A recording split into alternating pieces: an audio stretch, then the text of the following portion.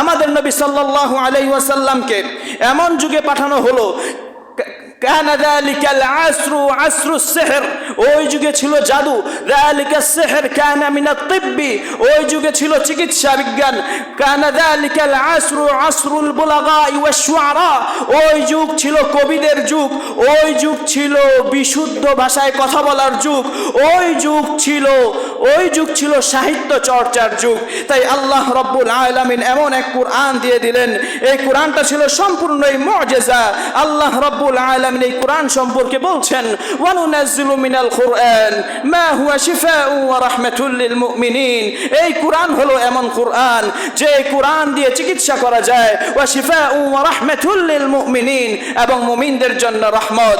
কাযালিক লাম্মা সুহিরা নবিয়ুনা মুহাম্মদ সাল্লাল্লাহু আলাইহি ওয়াসাল্লাম, যখন আমাদের নবীকে জাদু দেয়া হলো, আমাদের নবীকে জাদুগ্রস্ত করা হলো, একজন ইহুদি সে আল্লাহ রাসূল সাল্লাল্লাহু আলাইহি ওয়াসাল্লামকে জাদুগ্রস্ত করলো।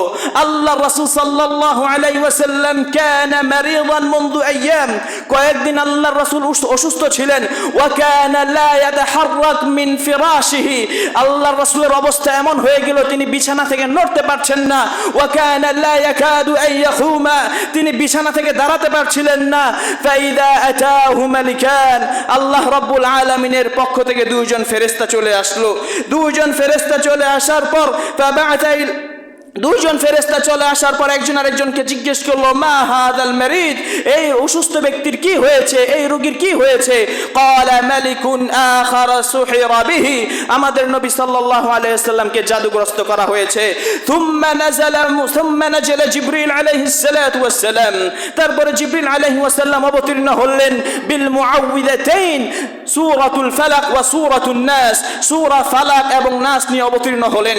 অবতীর্ণ হওয়ার পর আল্লাহ রাসূল সাল্লাল্লাহু আলাইহি ওয়াসাল্লাম যখনই সূরাতুল ফালাক এবং নাসের এক একটি আয়াত পাঠ করা শুরু করলেন, আল্লাহ রাসূল সাল্লাল্লাহু আলাইহি ওয়াসাল্লামের শরীর থেকে জাদু দূর হতে লাগলো। কাযালিকা হাযা মুজিজাতুন লিকুল্লি সিহরা, প্রত্যেক জাদুকরকেও যদি জাদু করে এই কুরআন হলো তার জন্য শিফা। হাযিহি মুজিজাতুম মিনাল্লাহ, আর এটাই হলো আল্লাহ তাআলার মুজিজা। এই কুরআন হলো মুজিজা, এই কুরআন হলো এমন একটি কিতাব যেই কিতাবের মতো কোন কিতাব আজ পর্যন্ত পৃথিবীতে তৈরি করা সম্ভব হয়নি। কাযালিক আশ-শুআরা ওয়াল বুলাগা কানু ফিল জাহিলিয়া, সেই সমস্ত কবিরা এবং যেই সমস্ত সাহিত্যিকরা রাসূল সাল্লাল্লাহু আলাইহি ওয়াসাল্লামের জামানায় ছিল, তাদের যোগ্যতা এমন ছিল তারা নক্তা ছাড়া লিখতো। তাদের যোগ্যতা এমন ছিল তারা কখনো হরকত দেওয়া লাগতো না, জবরজের দেওয়া লাগতো না, নক্তা দেওয়া লাগতো না। তাহলে বুঝে নিন তারা কত বড় পাণ্ডিত্যের অধিকারী ছিল। তারা যখন এই কুরআনকে দেখলো, আজিজু ওয়া তাআজ্জাবু মিন ইজাবিহি, তারা এই কুরআনকে দেখে এত পূর্ণ হতবাক হলো, তারা এক পর্যায়ে বলতে বাধ্য হলো, ইন্না আতাইনাকাল কাউসার ফাসাল্লি লিরাব্বিকা ওয়ানহার ইন্না শানিয়াকা হুয়াল আবতার হাযা লাইসা মিন কালামিল বাশার।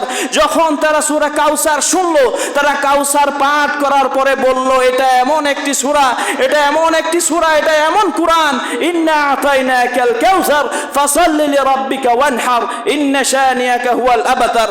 মাত্র 3টি আয়াত পাঠ করে তারা বুঝে ফেলেছে এটা সাধারণ কোনো কিতাব নয়। হাযা লাইসা মিন কালামিল বাশার, এইটা কোনো মানুষের কিতাব হতে পারে না। হাকাযা আ'তাল্লাহু আযজা ওয়া জাল্লা নবিয়ানা মুহাম্মদ সাল্লাল্লাহু আলাইহি ওয়াসাল্লাম মিনাল মুজিজাত। হাযাল কুরআন لم يصنع أحد أي سورة من سورة القرآن منذ